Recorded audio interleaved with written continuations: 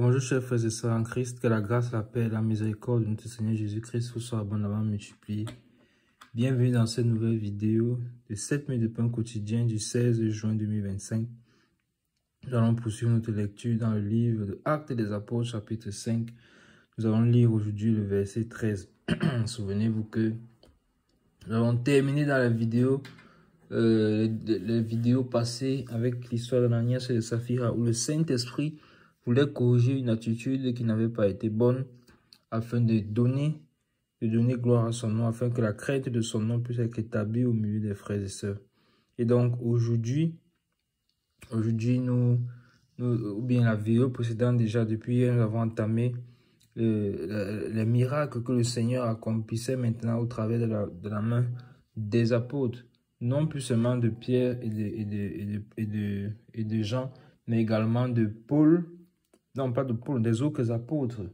Donc, nous allons donc poursuivre notre lecture en disant merci au Seigneur pour ce qu'il continue à nous montrer et nous prions que le Saint-Esprit continue à se révéler puissamment à nous. Donc, aujourd'hui, nous allons lire le verset 13, ayant déjà vu que le Saint-Esprit nous annoncé à travers le petit titre qui était placé là, nombreux miracles à Jérusalem. Et nous avons donc vu que le Seigneur, il est en train de restaurer son église, de la rebâtir, de la nettoyer parce qu'il revient pour une église sans tache ni ride. Et donc, il veut donc la purifier. Et quand il purifie, ça passe également à travers les sanctions, comme ça a été le cas pour Ananias et Saphira. Mais après les sanctions, vient aussi la gloire. Pourquoi? Parce qu'il sanctifie pour maintenant se glorifier. Quand la crainte de son nom est instituée, est établie, est réétablie, alors il se produit maintenant des miracles et des prodiges. Alors son nom puissant peut être glorifié, se glorifier au milieu des saints. Donc je lis dans le verset 13 aujourd'hui. C'est la suite de ce que nous avons commencé dans la vidéo précédente. Et aucun des autres n'osait se joindre à eux, mais le peuple les louait hautement. Amen. Amen. Amen. Donc, je relis rapidement le verset 12 pour se remettre dans le contexte. Beaucoup de miracles et de prodiges se faisaient au milieu du peuple par la main des apôtres et ils se tenaient tous ensemble au portique de Salomon et aucun des autres n'osait se joindre à eux, mais le peuple les louait hautement. Amen. Vous voyez? Donc, on leur a interdit de venir se tenir, de parler même du nom de Jésus à Jérusalem. Donc, non seulement on les a interdit ça, que sinon on va encore les menacer, on va les poursuivre, on va les arrêter. Mais eux, ils avaient prié, vous vous souvenez, ils avaient prié, vous avez vu ça dans le chapitre 4, ils avaient prié que le Seigneur plutôt les fortifie encore, afin qu'ils puissent annoncer plutôt la parole avec assurance encore. Donc, ils ne sont pas cachés derrière cette menace pour dire, oh Seigneur, c'est ton œuvre, toi tu vas trouver comment tu vas faire. Non, ils ont dit au contraire. Hein? Nous ne pouvons pas parler de ce que nous avons vu. Donc, Seigneur, étend ta main afin qu'il se fasse des prodiges et des miracles et que nous annoncions ta parole avec assurance. Donc, ils sont repartis à ce portique-là. Et l'information maintenant que la parole de Dieu nous donne, c'est que personne n'osait se joindre à eux. Les autres n'osaient pas se joindre à eux. De qui s'agit-il quand on dit et aucun autre? De aucun autre, c'est ceux-là qui étaient au temple en fait. Donc les autres qui venaient au temple pour adorer ne se sont pas joints à eux. Donc ceux qui refusaient, ils ne se joignaient pas à eux. Ceux qui ont décidé de rester, de fonctionner avec la loi, sont restés sous la loi et ne pas reconnaître le Messie, ne pas reconnaître le Seigneur, malgré tout ce qui s'est passé, malgré tous les miracles, malgré que le Seigneur est venu lui-même sur la terre, malgré que Dieu est venu lui-même sur la terre. Ils sont restés, ils ne sont pas joints à eux. Mais bon, ils ne sont pas joints à eux, voilà. Qu'est-ce qu'on va faire? Qu'est-ce qu'on va faire?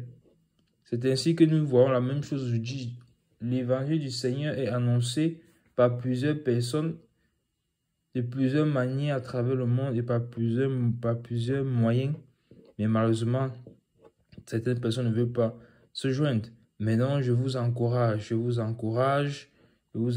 Si tu es en train d'écouter cette vidéo et que tu ne connais pas encore le Seigneur, joins-toi, rejoins les rangs. Rejoins les rangs. Le Seigneur te tend la main.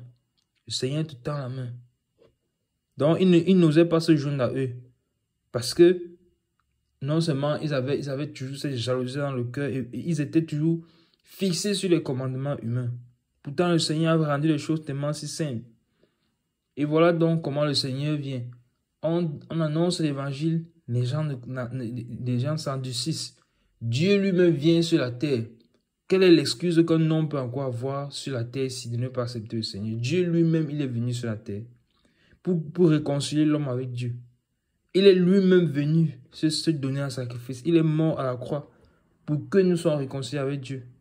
Quelle raison avons-nous encore de ne pas l'accepter? Nous n'avons plus de raison. Et la parole déclare maintenant que « mais le peuple les louait hautement ». Pourquoi? Parce que c'est le peuple qui en bénéficiait. Le peuple, eux, ils bénéficiaient des miracles.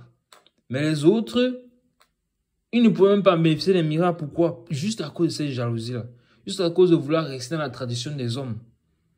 Donc, ils perdaient une grâce comme ça, là, tout simplement parce que eux, ils disent non, non, nous on veut rester. Vous ne parlez plus du nom de Jésus, ne parlez plus du nom de Jésus. Donc, sa femme est malade à la maison.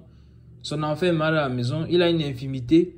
Mais tout simplement parce qu'il veut rester dans la loi, parce qu'il veut rester dans les commandements, même parce qu'il veut rester dans les privilèges humains. Il préfère rester dans sa situation de souffrance. Il préfère que sa femme, son enfant, quelqu'un de sa famille reste dans une situation de souffrance, ou bien que lui-même, il reste dans son infirmité parce que il ne veut pas venir aux apôtres s'humilier, reconnaître que Jésus-Christ est roi, Jésus-Christ est Seigneur et qu'il reçoive sa guérison. Et malheureusement, ça arrive encore de nos jours. De nos jours, ça arrive encore. Donc, n'endurcissons pas nos cœurs, mes bien-aimés. N'endurcissons pas nos cœurs. Si tu écoutes cette parole maintenant, n'endurcis pas ton cœur. N'endurcis pas ton cœur. Viens au Seigneur de tout ton cœur. Viens au Seigneur avec simplicité. Viens au Seigneur avec un cœur simple. Viens au Seigneur comme tu es. Et maintenant, c'est lui qui fera le reste. S'il y a du nettoyage à faire, c'est lui qui va te nettoyer. S'il y a de la purification à faire, c'est lui qui va te purifier. Mais viens tel que tu es et n'endurcis pas ton cœur. Amen. Nous arrêtons là pour juste. C'était tout pour les 7 minutes de pain quotidien de ce jour. Que la grâce, la paix, la miséricorde de notre Seigneur Jésus-Christ vous soit mon âme multipliée. Shalom.